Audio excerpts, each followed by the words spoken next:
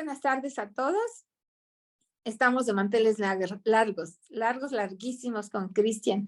Muchos que ya conocen a Cristian saben la calidad de lo que nos va a enseñar, de la generosidad que tiene para compartirnos su conocimiento, su expertise, pero sobre todo el corazón. Cris, hay gente a la que quiero, honro y admiro, y tú eres uno de ellos. Muchísimas gracias, Cris.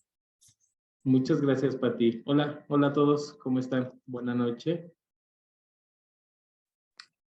Buenas noches. Vamos a hacer algo en cortito como un poquito de hablar de las generalidades, para engancharnos con los talleres que empiezan a partir del 28. Vamos a tener 4 martes seguidos, consecutivos, de 9 a 11. Con estos talleres de mejora continua, hablando de trastornos del neurodesarrollo. Y pues bueno, digo, me presento rápido para quien no me conoce, pero bueno, creo que todos me conocen. Y si no, me vuelvo a presentar. Sí, yo presento. Soy Sánchez, soy psicólogo clínico, maestro en evaluación y diagnóstico infanto-juvenil, especialista en neurodesarrollo, y con algunos 28 años de experiencia trabajando con la población infanto-juvenil en todo lo que involucra cognición, motricidad, lenguaje, emocional, socialización y otros aspectos de la vida. Y pues también soy psicoterapeuta de adultos. Ahí soy un poquito más violento, dicen, pero pues también soy psicoterapeuta para adultos. Entonces, bueno, vamos a hablar de los trastornos del neurodesarrollo con una visión más centralizada. No quisiera irme con fines como teóricos. A lo largo de la vida, pues hemos escuchado cómo han ido evolucionando las intervenciones, lo que en los años 80 conocíamos como APAC, ¿se acuerdan? Que era para niños con parálisis cerebral, y después estaba John Langdon Down en los años 90, que era para los niños con síndrome de Down, y después en el 2000 la explosión del diagnóstico de trastorno del espectro autista, 2010, que cada vez son más casos los que se encuentran. La realidad es que todos estos trastornos siempre han estado presentes a lo largo de nuestra vida y de las décadas. Sin embargo, en medida que la gente se va profesionalizando y los expertos en las áreas de la neurología y psiquiatría, pues se especializaron más en los temas infantiles, y entonces aparece la neuropediatría, la pairopsiquiatría, y los diccionarios de los trastornos mentales, pues aparecen los diagnósticos, ¿no? Y otros como los déficits de atención, que también han mutado en diagnóstico. Antes, como les llamaban, niños cristal, niños índigo, el niño hiperkinético, todos esos que hemos abordado al paso del tiempo, pues hoy también pues ya tiene nombre y se llama déficit de atención con o sin hiperactividad, ¿no?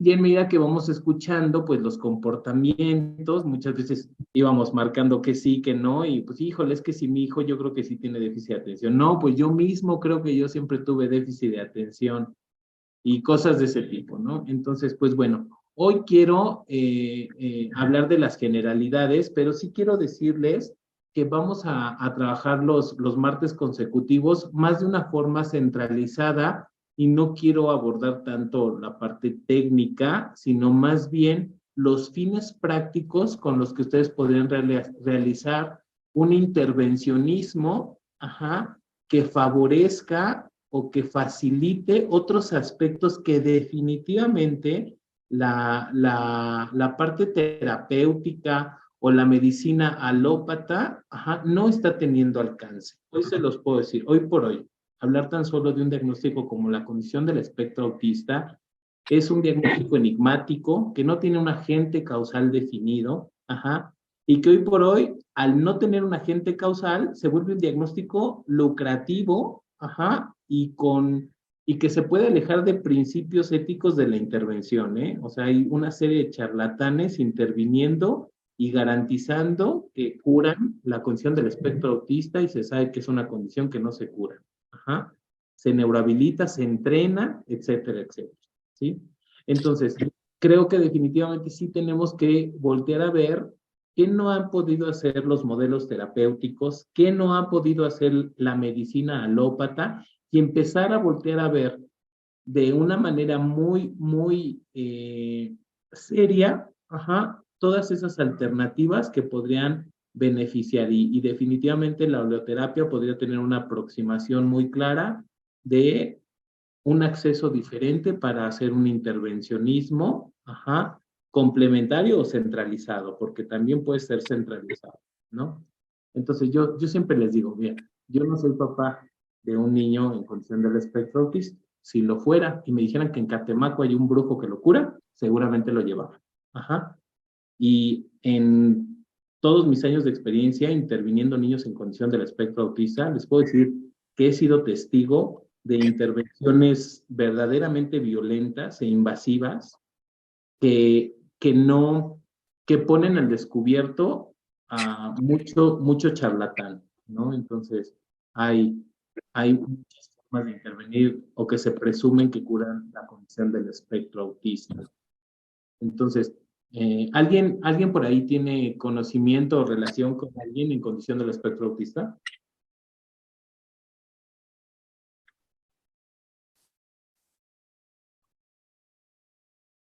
¿Alguien? ¿No? No.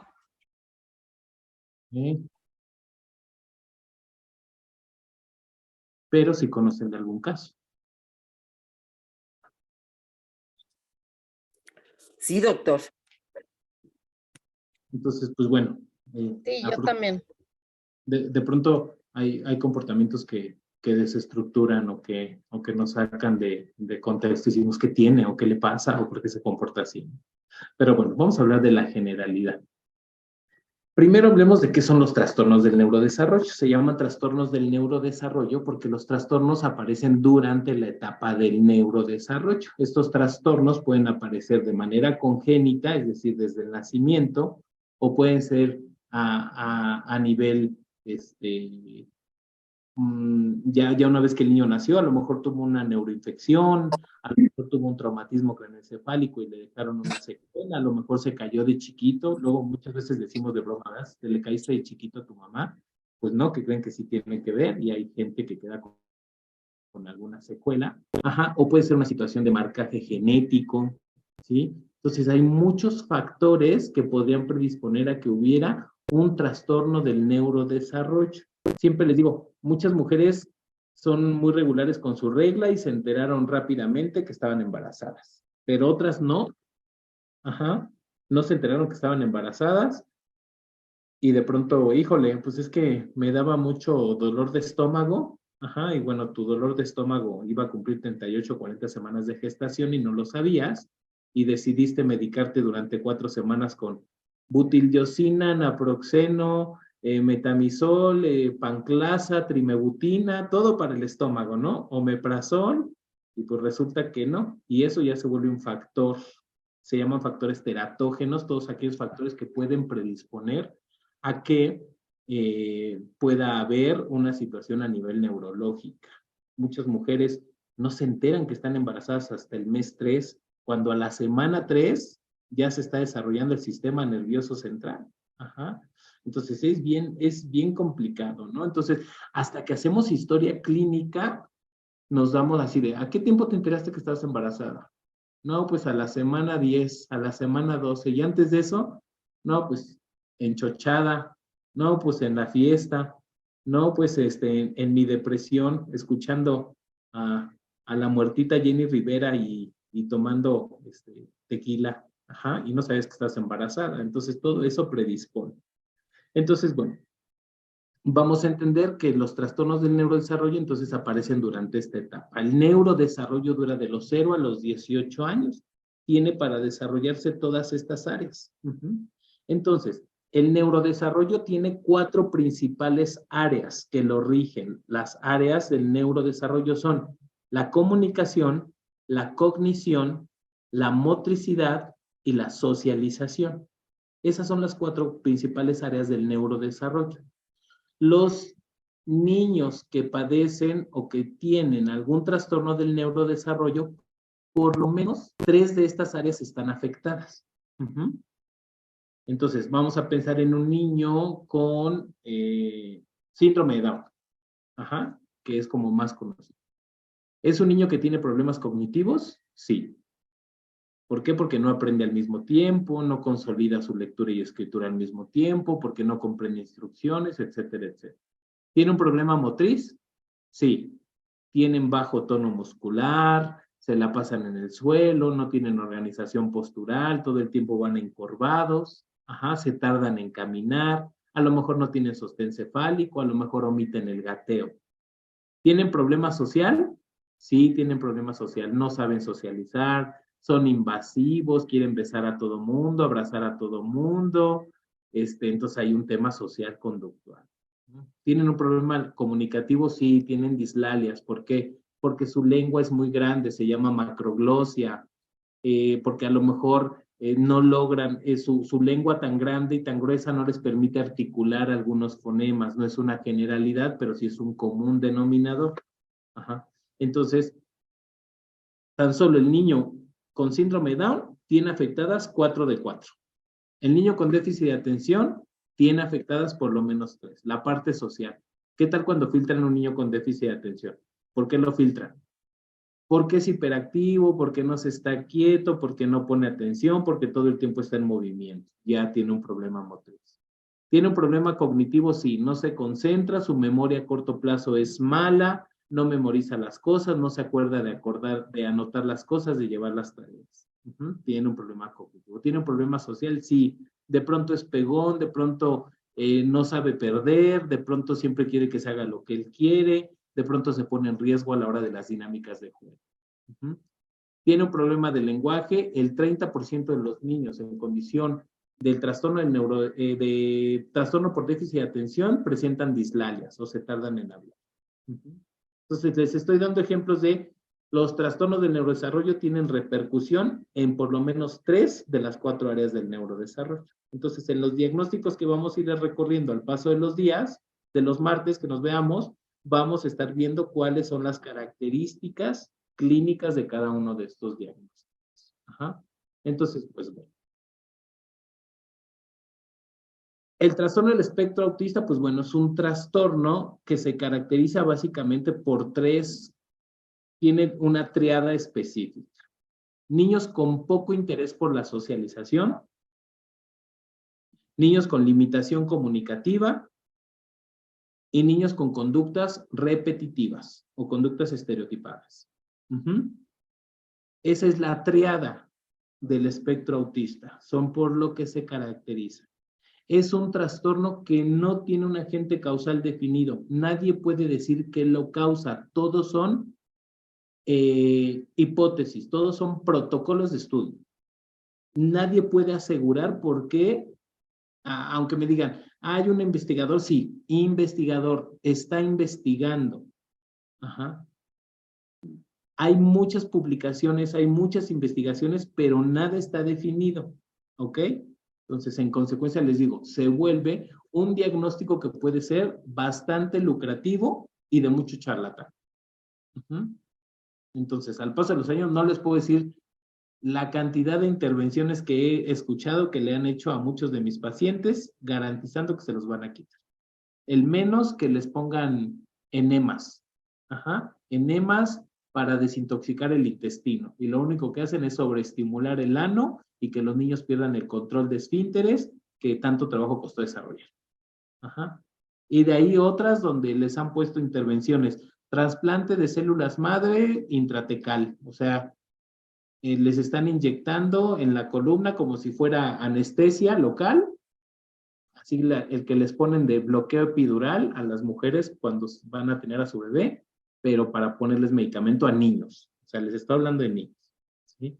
Entonces, pues bueno, se presta para, al no tener un agente causal definitorio, que mucha gente pueda lucrar con los modelos de intervención médico y también terapéutico. ¿Ok? Y pues bueno, a grandes rasgos, esa es la condición del espectro autista. En realidad no se medica el espectro autista, no hay un medicamento para el espectro autista. Hay medicamento para controlar la impulsividad, medicamento para regular sus horas de sueño, medicamento para trabajar con sus brotes psicóticos o agresivos, porque todos los trastornos del neurodesarrollo tienen profundidades. Entonces, no sé si conozcan algún chico con síndrome de Down que habla bien, que es independiente, se baña solo, sabe leer y escribir. Pero también conocen otro síndrome de Down que está en el suelo, sentado de achinito, en el sol, que no habla, que todo le adivina. Eso quiere decir que hay una profundidad diagnóstica. Todos los trastornos del neurodesarrollo tienen profundidades. Hay unos que son superficiales y hay otros que son profundos. ¿Ok? Entonces, así pasa en la condición del espectro autista. Tenemos niños, ustedes llegaron a escuchar el diagnóstico del síndrome de Asperger, ¿no? Que es una condición del espectro autista, pero más atenuada y son más funcionales. Hoy ya no existe el diagnóstico de síndrome de Asperger, ya salió del DSM-5, ya no está. ¿Ok? Pero se sabe que es una condición del espectro autista de alto funcionamiento. Pero las características son las mismas.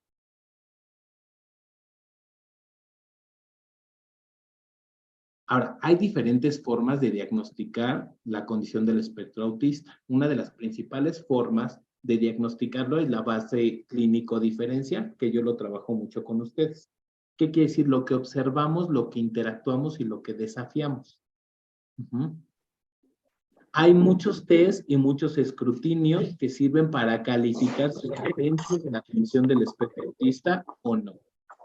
¿Ya? Pero independientemente de eso, pues bueno, hay un cuadro clínico de por medio. Y en el cuadro clínico es donde entran ustedes. Son niños con alteración del sueño. Son niños con alto grado de ansiedad. Son niños que tienen alto grado de inatención. Niños con conductas verdaderamente, muchos más profundos con conductas violentas. Y ya sé que se les vienen a la mente algunos aceites. Algunas mezclas. Y piensan en un Serenity, piensan en un Balance, y piensan en una lavanda por las noches. O sea, digo, aquí las expertas son ustedes. Pero ¿qué creen? No solamente para ellos. Ustedes saben, fíjate que yo hace años hice una reunión con las mamás de mis niños en condición del espectro autista. No quiero sonar mal, pero en mi trayecto como terapeuta especialista en niños con trastornos del neurodesarrollo, por lo menos 300 niños en 12 años de proyecto como clínica. 300 niños he visto. Y alguna vez me reuní con las mamás. Se festejó el Día de la Mujer y yo hablaba de la mujer que es mamá de un niño con trastorno del neurodesarrollo.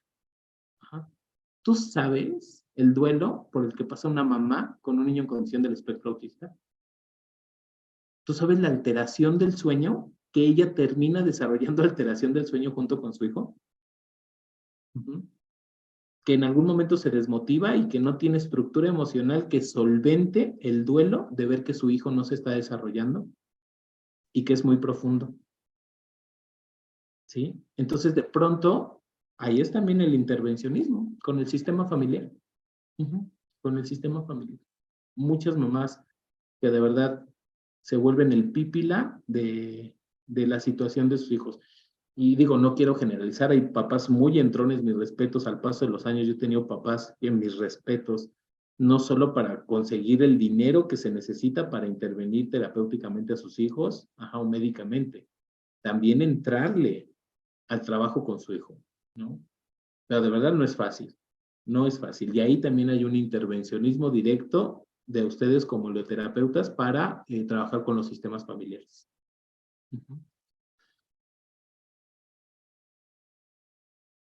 Bueno, hablemos de la discapacidad intelectual. La discapacidad intelectual hace alusión a un número. Todos tenemos un número de coeficiente intelectual. En este caso, si hablamos de discapacidad intelectual, hablamos con una persona con poca posibilidad cognitiva, ¿sí? Las personas con discapacidad intelectual no van a alcanzar una edad mayor intelectual a un niño de 12 años. Entonces, aunque ustedes los ven de 35 o 20 y tantos o 40, su edad mental es de 12. Eso es la discapacidad intelectual. Y eso se define a través de un número. ¿Ok? Si alguien por aquí es psicólogo, conoce las escalas de Wechsler que evalúan coeficiente intelectual. ¿Sí? Pero nunca viene sola la discapacidad intelectual, viene acompañada de una serie de comorbilidades, ¿sí? Nunca viene sola. ¿Ok? Voy muy rápido, ¿alguien tiene alguna pregunta, algún comentario?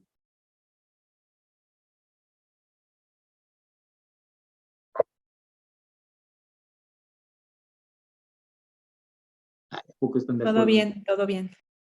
¿Están de acuerdo en todo lo que estoy diciendo?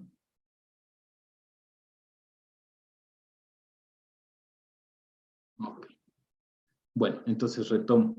La discapacidad intelectual, pues no solamente tiene forma de síndrome de Down, hay otros trastornos relacionados con la discapacidad intelectual. Y lo vemos, son niños en cuerpos de adultos, ¿sí? Pero finalmente tienen otra serie de cuadro clínico y manifestaciones clínicas que necesitan ser solventadas. Muchos de ellos tienen tratamiento psiquiátrico o pseudopsiquiátrico porque no saben regular sus emociones, sus estados de ánimo. O muchos de ellos están enormes para todos lados, o sea, de pronto me llegan de 12 años con discapacidad intelectual, pero de mi estatura y con 110 kilos. Y que ya no hacen caso. Y que la mamá es chiquitita o el papá y la mamá ya están grandes y quieren darles órdenes y no. Se defienden con su cuerpo. O no quieren algo y se sientan en el suelo. O ya tienen 11, 12 años y no controlan esfínteres, siguen utilizando pañal. Esa es la discapacidad intelectual. ¿Sí? Y también requiere un intervencionismo de esas magnitudes. ¿Ok? Ahora hablemos del déficit de atención, que ese lo conocen más y lo han escuchado más, que de hecho el déficit de atención aparece como diagnóstico llamado hiperkinético, que por ahí en los años 90 también es un diagnóstico de explosión. Y ahora es un diagnóstico que me disgusta mucho porque muchas docentes, con todo respeto y a veces no, se dedican a dar diagnósticos de déficit de atención nada más porque se les complica algo en el desarrollo académico de los niños. Entonces, para ellas ya es déficit de atención y no es cierto.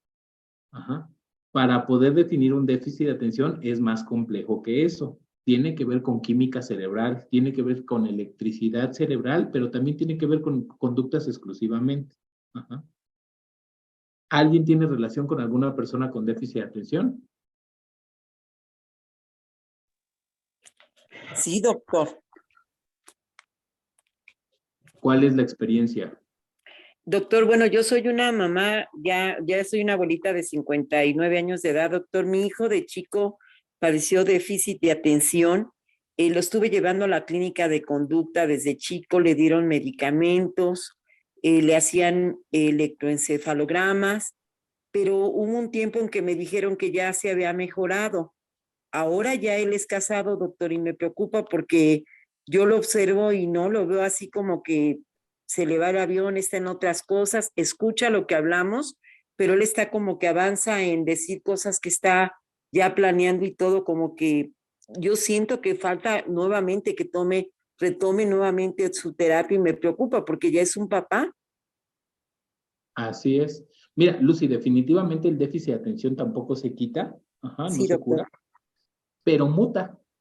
Lo que antes era un problema de que, híjole, no anotaste la tarea, se le olvidaron los cuadernos, tiene hojas en blanco, tiene una letra horrible, no aprende a leer, no analiza, eso es de niño, pero mutan las manifestaciones clínicas. De adultos se vuelven alcoholismo, falta de compromiso laboral, falta de interés por la pareja, minimizar los conflictos de los hijos, no estar pendiente ni anticipar consecuencias de decisiones.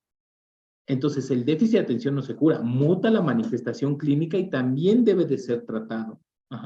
Pensamientos recurrentes, alteración del sueño, tendencias depresivas muy fuertes. Lo que en algún momento es impulsividad, más adelante se vuelve depresión, ansiedad. Doctor, voy a retomar con él para que pueda él tomar nuevamente una terapia. Me preocupa porque eso lo laboral, doctor, a cada rato renuncia. Pero ya no se lo cargue usted, Lucy, ya es un adulto. Usted Sí, doctor. ya nada más usted aconseje y él es casado. Sí, ya tengo una nieta de él, doctor. No, pues entonces es otra realidad que yo manejo como psicoterapeuta de adultos. Sí. Si un hijo no es estímulo suficiente para cambiar, nada lo va a hacer. Gracias, doctor. Que se Doctor, lo luego cheque, ¿no? podemos buscar sus datos. Con mucho gusto, a través de Pati Gadea lo pueden hacer.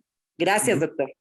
Sí, claro que sí. Y lo que en algún momento es terapia de aprendizaje y terapia de conducta, más adelante se vuelve psicoterapia. Tienen que tener acompañamiento de la psicoterapia, definitivamente. Ajá. Y ahí hay Gracias. mucho intervencionismo que hacer a nivel de holoterapia con el adulto con déficit de atención, porque transitan mucho por desolación y depresión, ¿eh? Y grados de ansiedad muy altos. Entonces, hay que verlo. Sí. Gracias por compartir, Lucy. Gracias. Gracias, doctor. ¿Alguien más?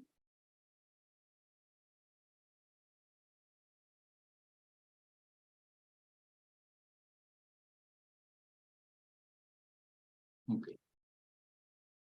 Entonces les decía, el déficit de atención, pues bueno, es un diagnóstico que se caracteriza por falta de atención, impulsividad motriz y falta de control inhibitorio. Se detecta a más o menos a los 6 años de edad. ¿Por qué?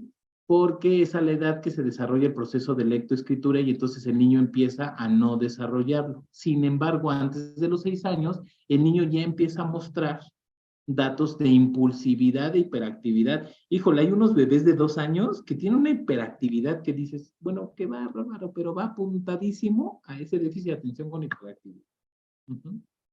Entonces, bueno, ahorita estamos hablando de niños, pero de estos diagnósticos podemos hablar de la etapa adulta, sin ningún problema. ¿Ok? Entonces, nuevamente les digo, ahorita lo que nos comparte Lucy, hay muchos adultos con déficit de atención en donde ya la manifestación clínica no es impulsividad ni es un problema de aprendizaje. Ya se vuelve un problema de toxicomanías, problemas sociales, problemas de ansiedad, problemas de depresión, de no sentirse realizados, de autosabotearse, y eso se tiene que manejar a nivel psicoterapéutico. Hay que acompañarlo a nivel de psicoterapia y pues ya sé que con el cuadro clínico ustedes van a estar pensando en las mezclas necesarias.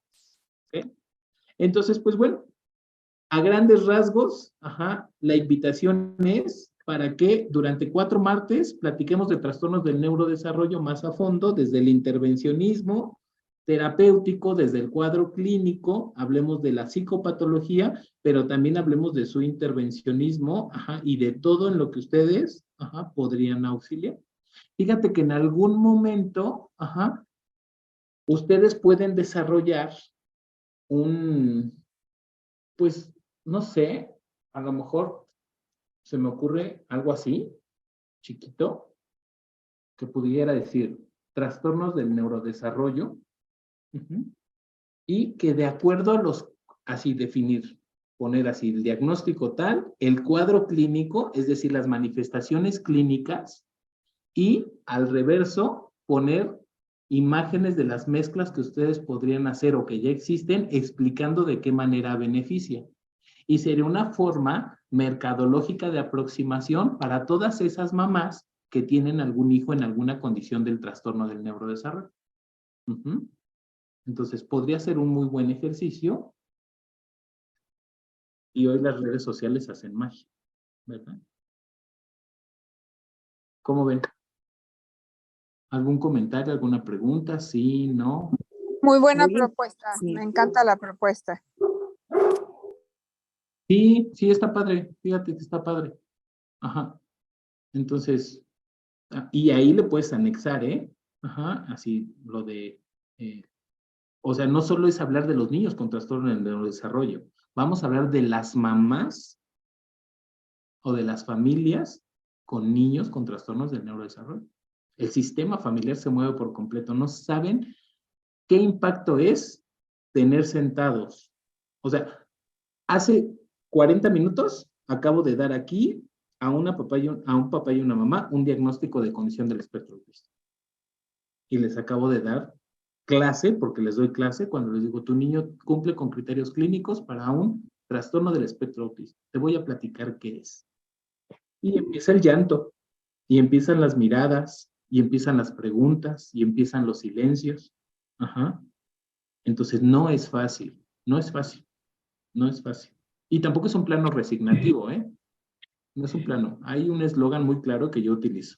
Diagnóstico no es destino. Diagnóstico no es destino.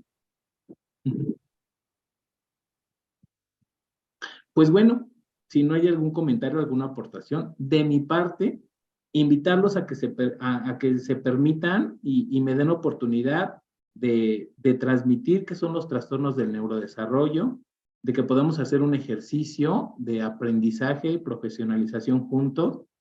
Cada vez nos vamos dando cuenta, o sea, en el último cierre nos damos cuenta, esto no tiene ningún grado de empirismo, esto totalmente tiene una base formal, ¿sí? Y en medida que ustedes tengan más elementos teóricos y conocimiento de la neurodiversidad, sus aportaciones van a ser más objetivas. No puedes aventurarte a hacer aportaciones de tu oleoterapia si no tienes conocimiento de la base clínica. Entonces es una invitación, pero también es una responsabilidad muy grande. ¿Ok? Me encanta esto que estás diciendo, porque ese es el tema. Conocer, a veces nos dicen, es que nos dice poco de aceites. No, pues de aceites, como ya lo dijiste tú, ellas son las expertas, nosotros estamos trabajando los aceites. En lo que no somos expertos y nunca seremos, es en lo que ustedes tienen años de aprender. Unamos eso, seamos un puente para todos los que nos necesitan. Y qué mejor que con esa manera como nos explicas el tema, que no es nada fácil. Sí. Ay, me gustaría hacer una pregunta. Con ustedes el diagnóstico de déficit de atención, ¿verdad? Otra vez, Andrea, por favor. Que si se puede hacer un diagnóstico de déficit de atención con usted, las pruebas. Sí, claro. Sí, se tiene que instrumentar. Es una evaluación clínico diferencial y con instrumentos estandarizados. ¿Y usted está en México o dónde está? En México, pueden checar todos mis datos a través de Patti, con mucho gusto. Siempre estamos para apoyar y para complementar. Sí, porque a mí la situación es que brinco como chango de un lado para el otro. Puedo estar leyendo un poquito aquí, un poquito allá, un poquito acá. Digo, ¿qué rollo con mi vida? O sea, puedo dejar los libros a la cuarta parte. Y me encanta leer, me encanta aprender. Estoy con todo esto de las fortalezas. Digo, wow. Pero eso de andar brincando de un lado para el otro es muy desagradable. Y el omega, pues sí me mantiene más tranquila. Pero Claro. ¿a qué se debe de estar brincando como chango de un lado para el otro? Bueno, sí habría que indagar por ahí, Andrea, un poquito y ver y tal vez valorar por ahí imagenología, para checar si hay un déficit de atención, porque bueno, finalmente tú tienes conciencia de lo que te está sucediendo y en algún momento se puede volver una limitante, ¿no? Y pues bueno, hay elementos para que tú lo puedas tratar. Ok, gracias. Gracias a ti.